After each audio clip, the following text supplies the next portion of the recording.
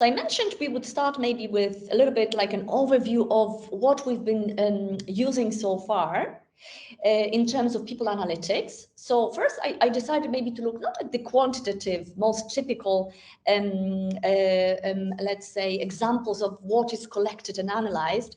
I simply very much believe that maybe as an intro to what we'll be going over in a sec, that it's only through proper cross-analysis of qualitative, quantitative HR data, yeah, people data, and qualitative listening data, and now very much all about really organizational network analysis, so collaboration data, we can harvest and we can really have proper insights. Yeah, we talk about data, data not meaning that these are insights. For me, quality insights, and it was really like a revelation for me, only come through the combination and the synergy of these three.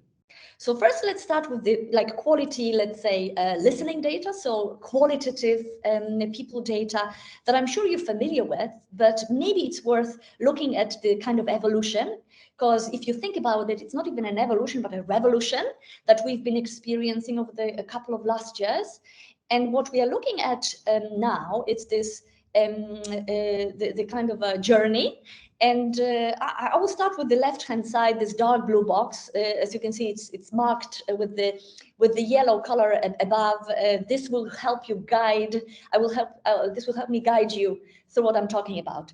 So first, it all started, and I would say it was still maybe true a couple of years ago for some companies. It's still true for many companies today, but less so. We only had annual engagement surveys. Yeah, the same set of questions repeated every year to like maybe to have some comparative analysis, and some benchmarking maybe in the given, let's say, trade industry, right? So we had good survey technologies, yeah, but they were not there. They were not maybe, let's say, AI based yet. And then we moved to experience, yes, so employee experience active listening 2.0, where we started also with pulse surveying. So pulse surveying meaning that it's done maybe also on a quarterly basis on a smaller set of questions. But very often we were simply trying to collect, run surveys on certain, I don't know, initiatives in the organization or challenges, and really make sure we are properly listening to our people. Yeah, so it started to be much more, let's say, interactive, available on also mobile versions.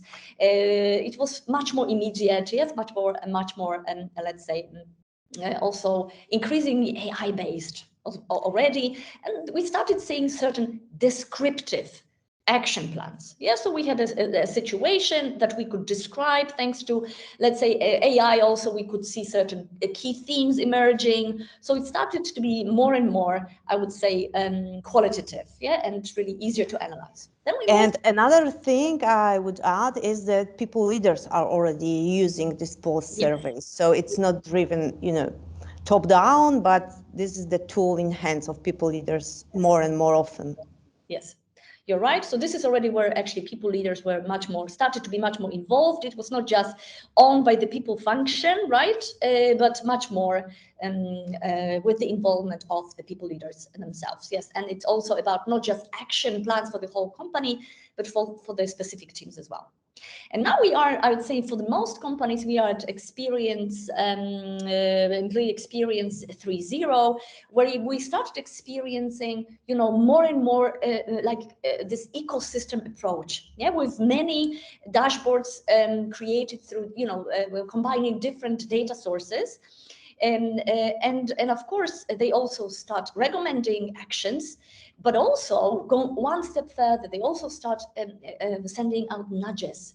So certain suggestions on what maybe is worth trying and or validating, since we have this let's say analysis or this result, this picture of a situation. Yeah, but still we are at this descriptive and predictive stage. So to an extent we can predict what happens if, thanks to this data. And of course we want to see some kind of a behavioral change taking place. It's not only once a year, but it's on the go. So with this analysis, we can already think of how we can develop or coach our leaders to influence their ways of leading their teams. So it's not just data, but is also learning already. And now the next step is, and this is where also, I would say we are very much excited to see that, because it's very important, this source of data. This is this 4.0 level, right? Where we have basically continuous response and action platforms. Yes, it's not just about prediction or description and prediction, but it's even more about prescription. Yes, so let's very, it's so advanced, and if you think about it, with so many, like I would say, real-time data points that we collect, that we are really almost able to preempt certain challenges or certain threats. So it's of course very much, we are very much happy to see that evolution. I would say that this employee listening market, tech market, exploded. And of course, it's a very welcome trend. Still, I believe it's only, I would say, I see that there is a huge potential lying in the synergy of people listening and what we want to talk to you about today.